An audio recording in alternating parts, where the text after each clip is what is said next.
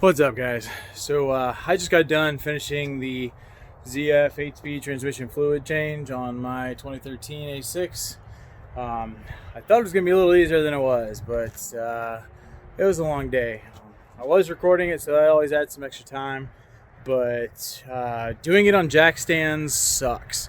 If you're going to do the job on jack stands, definitely get it up as high as you possibly can, safely though. Because you're going to want that extra room to work underneath. You're going to be doing a lot under there. But I had a special tool to help me out when it came to filling the car, which did make life a little bit easier when it came time to do that. I'm going to talk about all that in the video, so stay tuned and we'll get started. Sorry it's been a little while, a little bit of a hiatus through the holidays last year and whatnot, but I got this video for you. I'm going to have another one coming out talking about some updates with the car. We got it tuned by Integrated Engineering. We're stage 2 single pulley right now, and I love it. I'll make a video talking about all that and kind of what led to that. But anyways, thanks for everybody who's been following me lately and giving me a lot of support. That's been awesome. Once again, sorry I haven't had any new content for a while, but hopefully get it started back up again. Anyways, here's how you do this change. Okay, so while I'm getting ready to get underneath the car in the video, I'll start talking about this first step. As you can see, I've already got the covers off from underneath. The only cover you need to pull off is the furthest rear cover that covers the transmission and the subframe brace. You don't need to remove any others. If you're just using jack stands, it's depending on what kind of jack stands you have. It might be a little tight under there, but it's definitely doable. Here you can see that I'm kind of getting my tools together and I'm kind of checking out all the bolts and everything, but the bolts for the cross frame brace or subframe base, pretty sure are 18 millimeter. They might be 22, but if I remember correctly, they're 18 millimeter. And there's a few of them, so go ahead and bring those off. If you've got an impact gun, this is going to make life a lot easier for you rather than having to do it with an actual socket wrench. But other than the bolts, there's actually a wiring harness that is connected to the brace, and there's a zip tie that connects that kind of holds the wire to it, and you're gonna have to cut that to remove it. But then the wiring harness also clips in through, and you'll see the little plastic pieces coming through the brace, and you just have to pop those out, and you'll see me do that later on in the video. The brace has a little bit of weight to it, so be careful when you bring it down. And also, I was being pretty stubborn. I didn't have any glasses on, but you might want to put some protective eyewear on because there is going to be a good amount of dirt and debris that starts coming off of this thing when you remove it. So just be careful about that.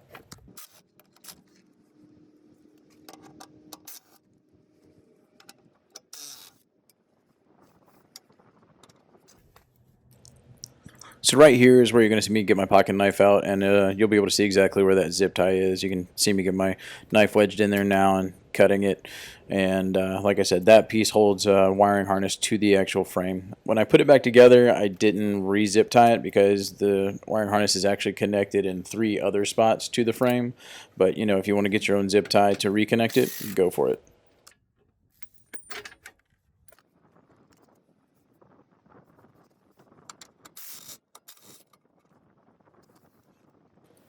One thing about the bolts you're going to be removing from the cross frame brace is that they're 2 different sizes. You see there's a longer and a shorter one right there that I'm holding up. The longer ones, there's only 2 of them, and those are the very forward-most bolts on the brace themselves. The rest of them are short bolts. And then you can watch me struggle trying to pull it off here, and clearly in the camera you can see there's still a bolt connecting the frame to the car, and I just couldn't see it from my vantage point until about right there I realized I had one left, and I'm going to knock it out right there, and then we'll pull it down and get it out, and then you'll see me remove the wiring harness shortly after that.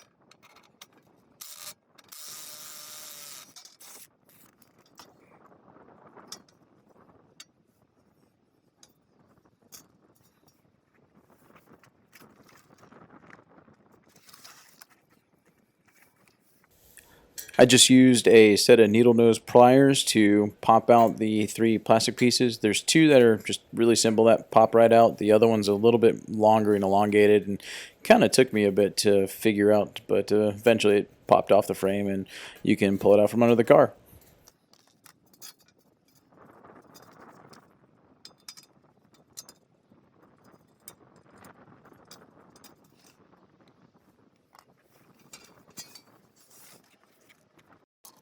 I decided that the next step, just to be safe, should be supporting the transmission on the tail shaft of it, because you're about to start removing the support brackets and whatnot that actually hold the transmission to the vehicle. So I just got my floor jack and I got a small piece of 2x4 and I jacked it up. I didn't actually jack it up at all. I just jack the 2x4 to the tail shaft enough until it's pressure where I knew that it had the weight of the transmission on it. That would allow me to safely remove the support and the bracket from the transmission. Okay, the next step is to remove the support that goes around the actual transmission bracket. So this is going to be 4 bolts and it's a triple square. I think it's a 12mm triple square if I recall correctly. If you're going to be doing any work to any kind of Audi or Volkswagen, hopefully you've got a decent triple square set. They sell them on Amazon for pretty cheap, and I highly recommend you just go ahead and spend the 30 bucks to get one. But you get those 4, and then once you're done with those 4, what you can't really see in the video right now is there's 4 bolts that actually come from the bracket itself that have 13mm nuts on them that you need to remove so that the support will fall from the bracket itself.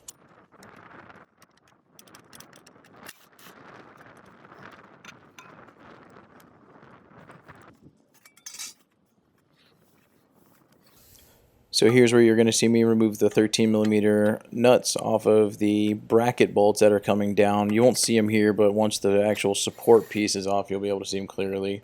But you take those 4 off, and that exposes the actual bracket, which holds the transmission to the car.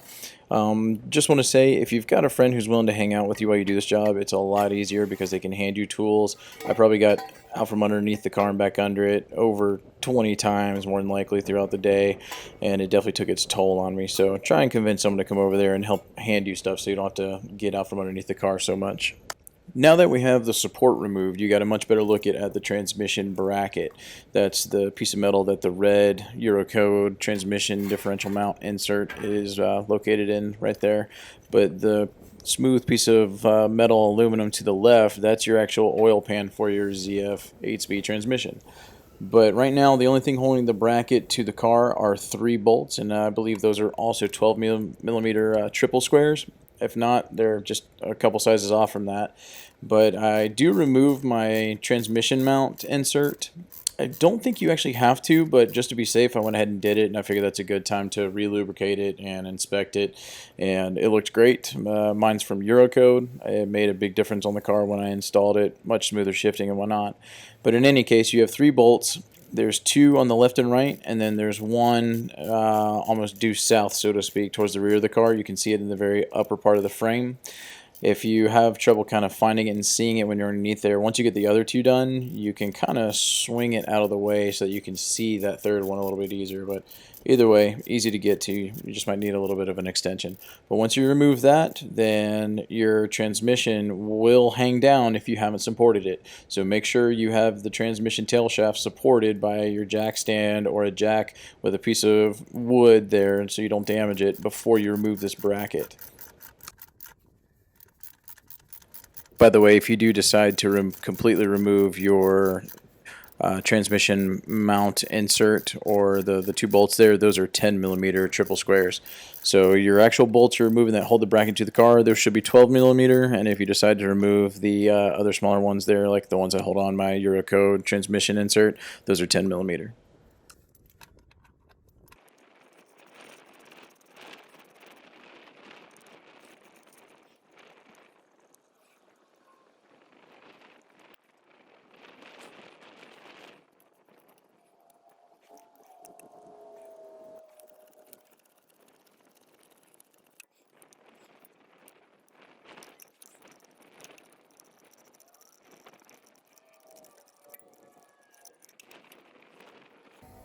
Here's just a quick clip of some of the stuff that we'll be using. I've got a pneumatic oil, basically automatic transmission fluid extractor and dispenser from EWK Tools. They've given us some tools in the past for other jobs, and they let us use this one to test out and see if it works for the car. There's a segment that'll show you how to use it exactly in a little bit more detail here in a little bit, but here's a up-close look at the bottle itself. You can also see my Pan Gasket kit in the background there, as well as my ATF fluid off to the left.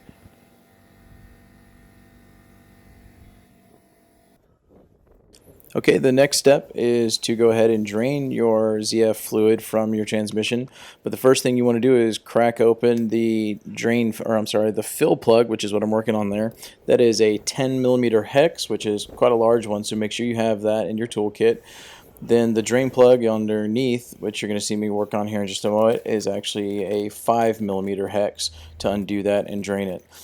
You can access this stuff before you remove pretty much anything that we've removed so far, and that's not a bad idea to go ahead and maybe do that just so that you can make sure you can get those undone before you spend all the time breaking everything down, because if you can't get it unplugged or get the fill plug open, then you really can't do the job. So it might be worth doing at the beginning, but I was fairly confident that my car was pretty well maintained and clean enough that I could get them opened up. But just crack the fill plug up top, just loosen it up a little bit, and then drain your fluid completely. Just let it drain for a while until there's barely a drip coming out of there, and then take your old drain plug and put it back in there. You won't be reusing it if you get the right kit. My kit came with a replacement plug, but I just went ahead and put it in there so I could remove the pan out once I'm able, so that I could plug it up so it stopped dripping while I removed all the bolts that actually held the pan in place. Also, another word of caution, make sure you're wearing latex gloves here, something to protect your hands. You should have the car warmed up to a certain degree. Drive it around a little bit before you put it on jack stands or you get it on the lift. It'll cool down a little bit while you're doing everything that leads up to this point, but it'll still be good and warm, possibly hot. But make sure you have latex gloves. Also, put glasses on, protective eyewear. You saw me kind of shield my face when I knew that the plug was about to come undone because I was too lazy to get out there and grab glasses, which is not the smartest thing in the world, I admit. But anyways, make sure you have a lot of latex gloves because you're going to be using them a lot throughout this process. As you can see, my fluid coming through, it's dark. The fluid brand new is green, but I've seen some videos of this stuff coming out looking black almost. So you can see that mine's kind of brownish, still transparent. So I think it was in pretty good condition for a car with 95,000 miles on it. I don't know if it's ever been changed before. I'm the third owner of the car, but it looked pretty good to me.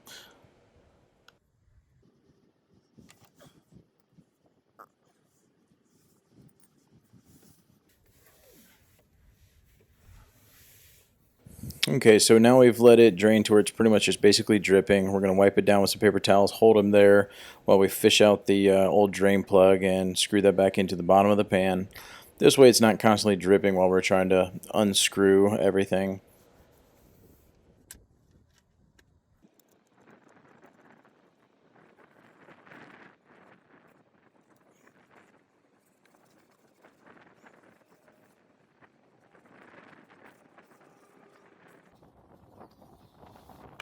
Okay, now it's time to unscrew all of the bolts that actually hold the pan to the transmission. So word of caution here, there's still going to be a decent amount of ZF fluid in the bottom of the pan. Your filter is also located right inside here. You'll see it once you open it up, it's just kind of suspended there from the transmission. My advice is to unscrew these bolts in a way that when you're got about maybe one or two left, it's the one or two that are closest to the front of the car. That way the back, you can kind of keep your hand on it, and as you do this, let the back end down and let the fluid drain before you actually completely remove this. Just be really careful either way. It's going to come down, it's going to splash a little bit. Keep your eyes covered, keep yourself away from the splash, and just do your best to stay clean here. And just in case you're wondering, there are a total of 12 bolts that hold your pan to the transmission. Okay, so like I said, you want to keep at least one bolt in the front of the pan so it doesn't hang down like mine does there. I thought mine was about to come off and forgot that I had one more bolt left, which still worked out. Just use your hand, push the pan back up, remove that last bolt, and when you set it down, let the back end of the pan come down first and let that oil drain into your catch pan and hold it there for a little bit. You can see the filter. The filter is what the oil is running off of right now, and it's literally just pressed into the transmission. You'll see me pull it off here in a little bit once I think the dripping is done. I live out in the middle of a field, out in the middle of a huge open area, and the wind was absolutely ripping this day, which, I mean, it was already cold. The wind made it even colder, so it was pretty miserable, but it was blowing the ZF fluid. The ZF fluid will definitely move if it's windy, so if you have a windy day and you're exposed to it, just keep that in mind. It's going to create a little bit of a mess, but once again, just let it drip to the point where it's just a very slow, steady drip, and then you can remove the pan out of there and pull the filter down. And once you pull the filter down and in there, leave your drain pan underneath and let it drip for a good ways until there's not much else coming down.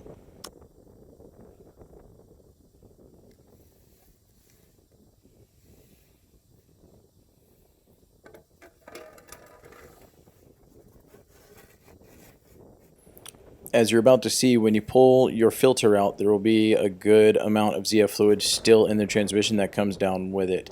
So make sure your pan is ready and make sure you're ready. And you can see it spray there. That shows you how windy it was at my house. But just be careful when you're about to pull the filter down. And also on the filter, these filters have magnets to catch any kind of metal shavings or anything. Make sure you inspect those. I won't show that in the video, but make sure you inspect those and make sure there's no significant metal chunks connected to your filter. That could be a sign that you have a problem.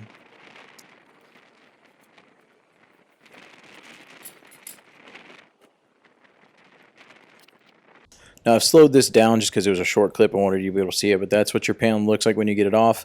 I just wiped it out with paper towels and got it as clean as you see here in the picture. Now right now I'm removing the old drain plug that was the original one on the car that we removed, and then I kind of put back in so we could get it off the car, but I'm going to replace it with a brand new one. I got all of my replacement parts. I got the entire kit from europaparts.com. I got 9 liters of Rowe ZF Fluid. I got the drain plug, and I got the gasket, a brand new gasket, and it's a nice gasket. It's a metal one just like the one that comes with the car, not one of the crappy plastic ones that's a pain in the butt to deal with. But I got all of that with the kit. It also came it comes with 12 brand new bolts for your oil pan to remount it to the car. So that came out to be about $227 total in parts. I went with Rowe ZF Fluid because, if you don't know this, Rowe actually bottles the fluid for ZF Lifeguard. It's their fluid. It's in ZF Lifeguard's bottle, and they charge you, I think, $26 or $27 for that. You can just get the Rowe ZF Fluid directly from Europa Parts, and I think it's $14.95 a bottle. So you save a lot of money going directly with Rowe. I've also been using Rowe motor oil in my engine, and I've had excellent results. It works just as good, if not better, than Liqui Moly or Mole Tool. So I definitely highly recommend them. Give them a shot. I don't think you'd be disappointed.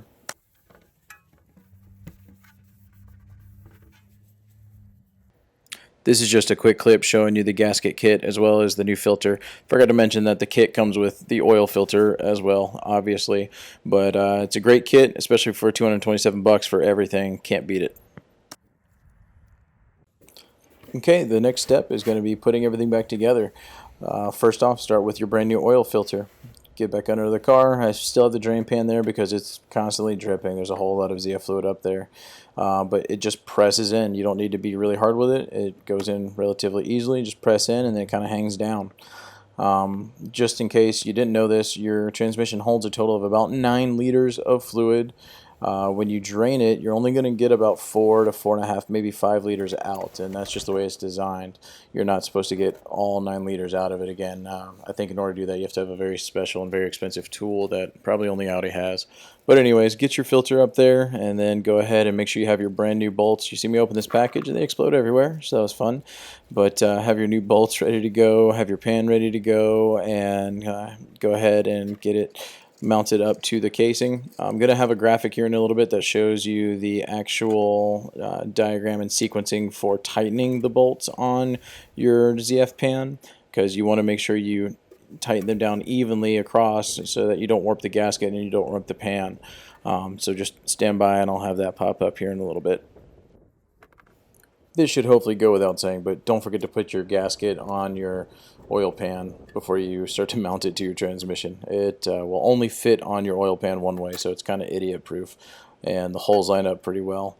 When you start to mount it and you get your bolts started, don't tighten them all the way down. Just get them all started and make sure it's still loose, because as you put the bolts in all the way around the edge of the pan, you're going to have to kind of adjust the gasket to make sure they all line up and it sinks in perfectly even, and make sure it's spaced correctly. One more word of caution when you're tightening these. At the end of this segment, you'll see the infographic for the correct sequence of tightening these bolts down, as well as the torque specs. But be extra cautious when tightening these bolts down. This is aluminum bolts going into aluminum pan. It's not very strong metal. You can shear the bolt head off of one of these, which I actually did. I thought I had my torque wrench, which it's not videoed, but I thought I had it set correctly, and I didn't, and I sheared the head right off of one. Luckily, I was able to remove the pan and use a pair of pliers to remove that bolt. I just replaced it with an old one and got it all put back together. But here is the torque specs and the sequencing. You can see 1 to 2, 3 to 4 back and across from each other. If you've ever tuned a snare drum or any other kind of drum, it's very similar to that. But go ahead and just follow this graphic and you'll be fine. And just in case the graphic's hard to read in the video, you tighten the bolts in a 3-step sequence. You do them in sequence 1 through 12 hand tighten, and then you do 1 through 12 at 4 Newton meters, and then you do 1 through 12 an additional 45-degree turn. Okay, so here's our ZF Fluid fill tool by EWK Tools. I'll have a link for this product in the description. Basically, the top doesn't come off at all, so you have to use compressed air to bring fluid into the bottle, as well as dispense it from the bottle. There's a valve there that you connect that hose to, that hose connects to the top there. That's what's going to be used to actually dispense from or fill the bottle, depending on what you're doing. There's an extra hose there. That's what they call the nylon hose that you would connect to the end of that. You can see you've got the gun at the end of that one, and they connect together. And you're going to put that into whatever bottle you want. So for example, if you're going to be filling this bottle, or say you wanted to use this to extract fluid from something, you would spin that valve that I'm touching right now all the way to the left for extract. And then the valve handle that your compressed air line goes into, you would make sure that's turned to the correct setting for extracting. They both have to be the same thing. And then when you do it, the handle at the top, it's kind of out of frame, you can't really see it, but there's a squeeze handle. You have to bring that down and lock it. Once you put it in there, you squeeze the gun and it'll start to extract. You keep it down until it's fully extracted.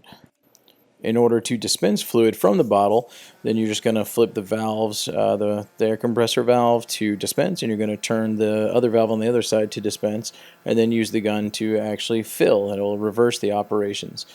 So it's really simple to do, but right here you can see I'm extracting ZF fluid from the 5-liter jug of Rowe ZF Fluid. You can see it's green in color. In person it's a little bit more green. The video makes it look a little bit yellow-green. But anyways, I'm extracting it to fill the bottle with, and then I'm going to use that bottle to fill my ZF transmission. I will say, and this could have been because of my compressor, but this took a long time to extract and fill the bottle.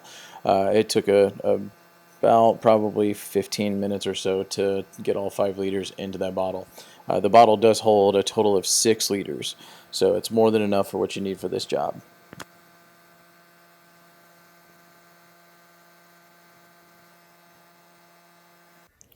Okay, so now it's time to start filling up your transmission. Grab the hose from the fill tool if you're using a fill tool. If you don't have the fill tool, then using a regular hand pump that screws onto a jug works just fine. No matter what, you need to put the hose into your fill plug area there.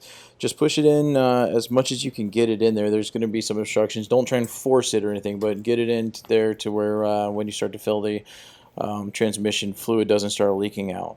So for me, using the fill tool, I've got it in there, and I'll start to dispense fluid into the transmission, which is basically on the tool, just flipping the switches, the valve and the switch, the compressor switch, all the way back to dispense, and then letting the tool do its job.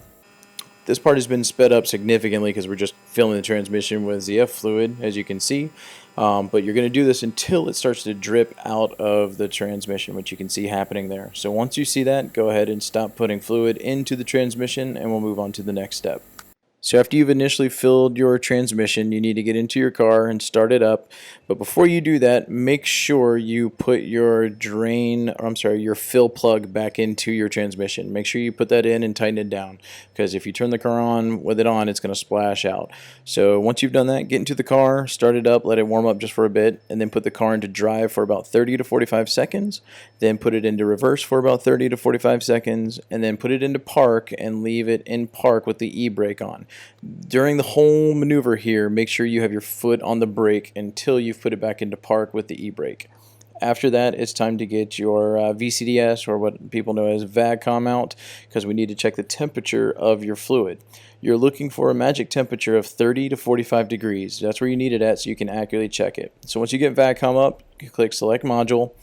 Then once you get the next menu, you're going to click on to Auto Trans. That's going to bring you to the next menu.